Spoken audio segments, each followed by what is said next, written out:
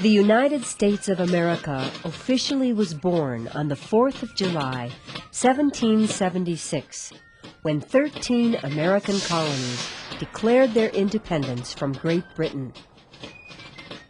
But independence didn't come easily. It took many years of hard and bloody fighting to win it.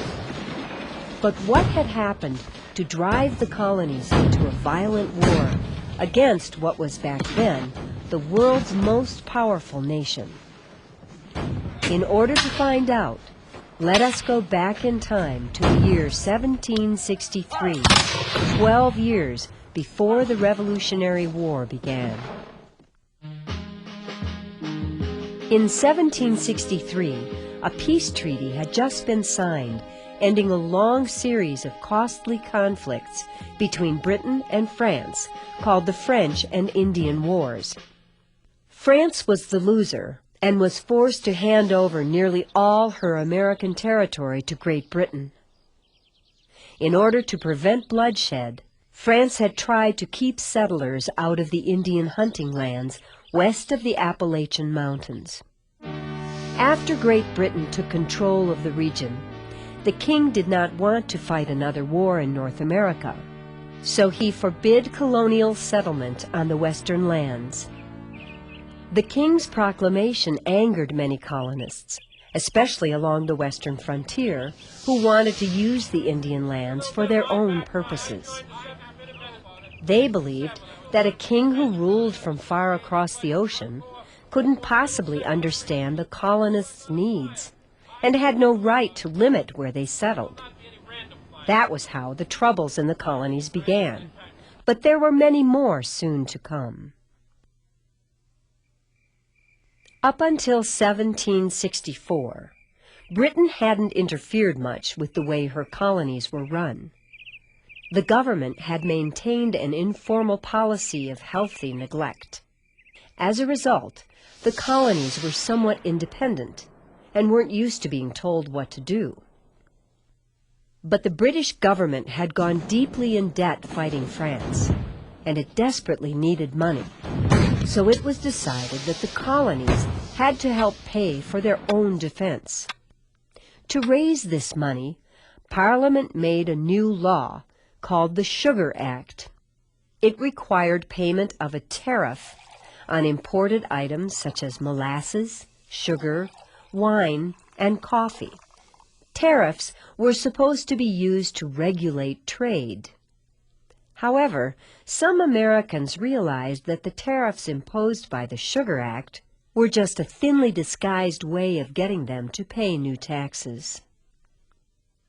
The tariffs upset a lot of people because the colonies were not allowed to have representatives in Parliament to stand up for their rights. The most outspoken person on the subject was Samuel Adams of Boston, who declared that the Sugar Act was illegal because the right of taxation was a power that should belong only to the people or their elected representatives. The British government responded to the protests over the Sugar Act by reducing the tax by 2/3, but they also enacted a new law called the Stamp Act. It required them to pay for tax stamps like this one that were put on paper goods such as almanacs, newspapers, and official documents. But the Stamp Act ended up causing even more trouble than the Sugar Act, not only because the taxes on paper goods were high, but also because taxation had once again been enacted without colonial representation in Parliament. The Stamp Act really made people mad. It caused riots in colonial port cities, and a few government buildings were even destroyed. John Adams of Boston called for representatives from each colony to meet and come up with a plan for resisting unfair taxation. In the end, only 9 colonies participated. But what came to be called the Stamp Act Congress was a turning point in the movement toward independence, because the colonies discovered they had much greater strength when they acted as a group rather than separately. The Stamp Act was repealed the next year, but the government did not want to appear weak, and so before that law was repealed, the king approved a new law called the Declaratory Act. The purpose of this act was to make it clear to the colonists that the British government had the right to tax them as they saw fit, and the fact that the colonists were not allowed to have representation in Parliament did not change things at all. Even before the Declaratory Act was approved, Parliament had already passed another law intended to save the government money. It was called the Quartering Act and required colonial towns to provide shelter and supplies for the British troops in their localities. This was an unpopular law as well, and when the colony of New York tried to resist paying for the soldiers' upkeep, the British government shut down their legislature. In response, angry merchants in colonial ports boycotted, that is, refused to buy, British goods until the Quartering Act was changed. The next move on the part of the British, who by now were getting pretty fed up with the colonists, was the enactment in 1767 of the Townshend Acts. These laws created indirect taxes called duties on imported items including tea, glass, lead, paint, and paper. The following year, to make sure the new laws were enforced, Britain sent a fleet of ships carrying 2 regiments of troops to occupy Boston.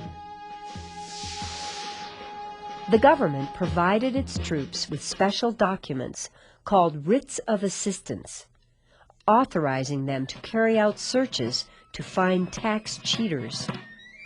Of course, the government's actions just made the Americans even madder. So, once again, the colonies exerted economic pressure on the British by boycotting their goods. The boycott was mostly successful because by 1770, all the Townshend duties on imported goods, except the one on tea, had been revoked. In March of that year, 5 colonists died in Boston when an unruly crowd protesting against taxation was fired upon by frightened British troops. Immediately, the Boston Massacre, as they called it, was used by American patriots to fan the flames of revolution. And one way this was done was by writing letters. Starting in 1772, patriots from across the far-flung colonies began to organize committees of correspondence to increase communication between them. Through their letters, the committees of correspondence were able to share new ideas about government, law, and how to deal with threats to American liberty. And they played an important role in uniting the colonies as they moved ever closer to revolution. One of the biggest moves toward revolution was taken in 1773, and it was all about tea and taxes. Back then, tea was everyone's favorite non-alcoholic drink, and people drank quite a lot of it. But because it was still being taxed, many merchants smuggled tea into the colonies from Holland. In the meantime, British tea piled up unsold in warehouses, and taxes remained uncollected. So the government decided to lure the colonists into buying British tea by selling it at a lower price than the Dutch. Patriots, led by Sam Adams, saw the plan as a trick, a roundabout way of getting them to agree to a tax they didn't believe in. So, when ships carrying British tea arrived in Boston, they were boarded by patriots, some thinly disguised as Mohawk Indians, who dumped the expensive cargo into the harbor, while crowds on the shore looked on in startled amazement. The Boston Tea Party, as it was soon called, provoked outrage among the rulers back in Britain, and ended up causing a lot of trouble. The government quickly passed laws intended to punish the Massachusetts Bay Colony and to force its citizens into obedience. In America, these laws came to be known as the Intolerable Acts because they made living in Massachusetts extremely difficult. As a result of the Intolerable Acts, extra troops were sent to the colony to maintain order. Boston's harbor was shut down. Trade suffered badly. And the Massachusetts legislature was suspended, disrupting the colony's government. Immediately, committees of correspondence sent off letters. They warned of what might happen if Britain suspended other colonial legislatures, and suggested that representatives from every colony meet to find ways of resisting the Intolerable Acts. In the fall of 1774, representatives from all the colonies except Georgia met in Philadelphia. Their historic meeting was called the First Continental Congress and was attended by George Washington of Virginia. After a little over 2 weeks of debate, the Continental Congress, hoping to put economic pressure on Britain, requested the colonists to stop sending them exports until a new way of preserving American liberties could be found. At this time, the colonies weren't actually seeking independence. They just wanted their old rights back. Nevertheless, the actions of the Continental Congress were unmistakably those of a real government. As a matter of fact, Congress even advised that the colonies should start preparing their citizens for the possibility of war. As we have just seen, a long series of events, starting with the closing of the West to colonial settlement in 1763, and ending with the Intolerable Acts and the First Continental Congress in 1774, had taken the American colonies to the brink of war with Britain.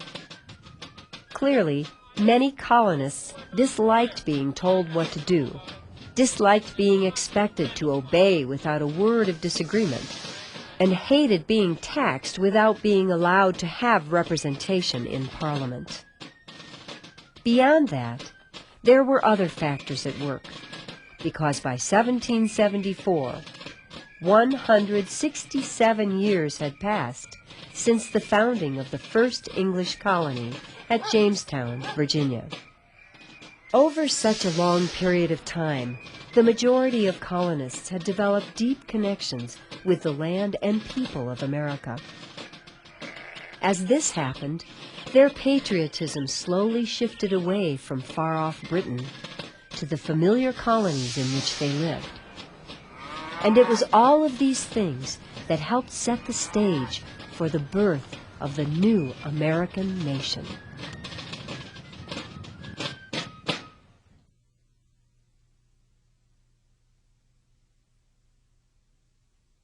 True or false? The Quartering Act put a 25-cent tax on every pound of tea. True or false? The Proclamation of 1763 forbid colonial settlement west of the Appalachians. True or false? The First Continental Congress was held to deal with the Intolerable Acts. True or false? Refusing to buy certain goods for political reasons is called a boycott. True or false? A writ of assistance was a special tax on paper goods.